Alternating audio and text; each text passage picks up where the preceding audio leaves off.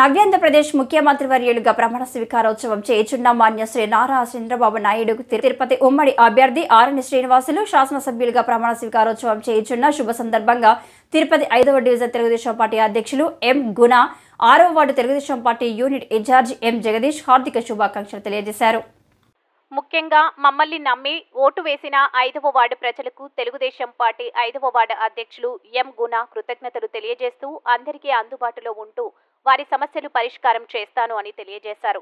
ఎప్పుడూ మైనస్గా ఉండే 6వ డివిజన్ ఒక బూత్ తెరవకుండానే 1284 మెజార్టీ ఇచ్చిన ప్రజలకు కృతజ్ఞతలు తెలియజేసిన 6వ ward Telugu Desam party unit incharge M Jagadish, Chandrababu Naidu మరియు తిరుపతి ఉమ్మడి శాసనసభ్యులు ఆరణి శ్రీనివాసులు సహాయ సహకారాలతో తిరుపతి అభివృద్ధి చెందుతుందని ఆశాభావం వ్యక్తం చేశారు. అనంతరం ప్రసంగించారు.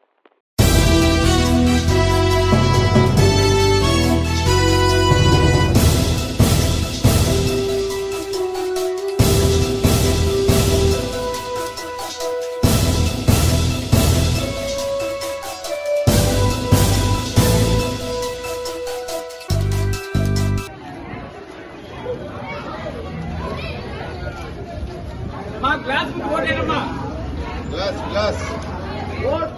ग्लास वोट पर ग्लास ఎవరికమ్మ మన ఓటు గ్లాస్ కమ్మ మన ఓటు గ్లాస్ కమ్మ మన ఓటు నాయకత్వం వదలాలి నాయకత్వం వదలాలి నాయకత్వం వదలాలి.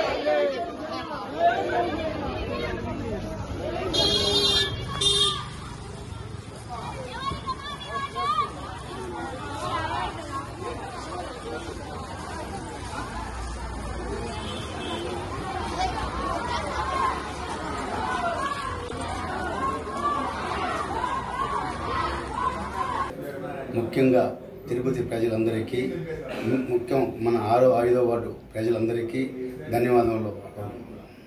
నన్ను నమ్మి జనసేన అభ్యర్థి కూటమి అభ్యర్థి ఆరణి శ్రీనివాసులు గారికి ఓటేసి గెలిపించినందుకు పేరు పేరున ధన్యవాదాలు తెలుపుతూ మీకు ఎప్పుడు ఎలవేళలా ఏ కష్టం వచ్చినా ఏ ఇబ్బంది వచ్చినా నేను దగ్గరుండి మీకు పరిష్కారం చేస్తానని చెప్పి మీకు పదే చెప్తున్నాను. మీకు ఒక పార్టీ ఆ పార్టీ ఈ పార్టీ లేకుండా ఏ పార్టీ అయినా సరే ఎవరైనా సరే ఎప్పుడైనా సరే ఏ కష్టం వచ్చినా నా కాడికి వస్తే నేను హామీ ఇస్తున్నాను. ఆరణి శ్రీనివాసులు గారు ప్రమాణ స్వీకారం చేస్తున్నాను. సభ సందర్భంలో మా ప్రతిమ నాయకుడు నారా చంద్రబాబు నాయుడు 4వసారి సీఎంగా ప్రమాణ స్వీకారం చేస్తున్నందున మా ఉదయపూర్వక ఆర్థిక శుభాకాంక్షలు. మేము బాబు భవిష్యత్తు గ్యారెంటీ కోసం వార్డులో తిరిగినప్పుడు ఎవరు బయట రాకుండా మేము రాము, మేము చెప్పము, మేము చెయ్యము, మాకు భయం అనేసి మమ్మల్ని బయట పెట్టేసి గడిపెట్టుకునేవాళ్ళు. అలాంటి భయపడే వ్యక్తులు ఈరోజు రోడ్డు మీద ఫ్రీగా ధైర్యంగా తిరుగుతున్నారంటే నారా చంద్రబాబు నాయుడు సీఎం అవుతున్న ధైర్యంతో తిరుగుతున్నారు. తిరుపతిలో నడి రోడ్డు మీద మద్యం సేవించేది, గంజాయి తాగి విచ్చలవిడిగా గరడాలు చేసేది, ఆడవాళ్ళు తిరగకుండా రోడ్ల మీద అల్లర్లు చేసేది, ఇలాంటి అల్లరి మొక్కల్ని ఏరుకున్నాను.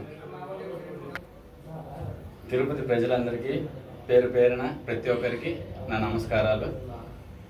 తిరుపతి ఎమ్మెల్యే కూటమి అభ్యర్థి ఆరణి శ్రీనివాసులు గారిని 60,000 ఓట్లు పైచిలుకు మెజారిటీతో గెలిపించిన దానికి మీ అందరికీ మరోసారి నా పాదాభివందనం. నేను తిరుపతిలో బాబు షూరిటీ భవిష్యత్తు గ్యారంటీ చేశాను. బాబు సూపర్ 6 కార్యక్రమం కూడా చేశాను. నేను చేస్తున్నప్పుడు ప్రజల దగ్గర అశేషమైన స్పందన వచ్చేది. నేను అనుకునేవాడిని ఈసారి ఎవరు నిలబడినా తిరుపతిలో కనీసం 20,000 ఓట్ల మెజారిటీతో గెలుస్తారని. కానీ నేను అనుకున్న దానికి రెట్టింపు కాదు, అంతకు మించి శాతం 60,000 ఓట్లతో గెలిపించారు. అంటే తిరుపతి ప్రజలు ఎంత విసిగిపోయారు ఈ పరిపాలన మీద మీరు అర్థం చేసుకోండి. తిరుపతి అంటే 2014 నుంచి 19 వరకు న్యూస్ పేపర్లో పడ్డము, ఇన్ని వేల మంది దర్శనం చేసుకున్నారు, ఉండికి ఇంత ఆదాయం వచ్చింది, ఇట్లా ఉండేది. ఈ 2019 నుంచి 2024 వరకు తిరుపతి అంటే హెడ్లైన్స్ లో ఆ ఐఏఎస్ సస్పెండ్ అయ్యాడు, ఈ ఐపీఎస్ సస్పెండ్ అయ్యాడు, ఇన్ని వేల దొంగోట్లు ఎక్కించారు, ఎక్కడి నుంచి వచ్చి దొంగ ఓట్లు వేస్తున్నారు. ఎమ్మెల్సీ ఎలక్షన్ కి 6th క్లాస్ 5th క్లాస్ వాళ్ళని తీసుకొచ్చి దొంగ ఓట్లు వేయించారు. ఆటో డ్రైవర్లను తీసుకొచ్చి దొంగ ఓట్లు వేయించారు.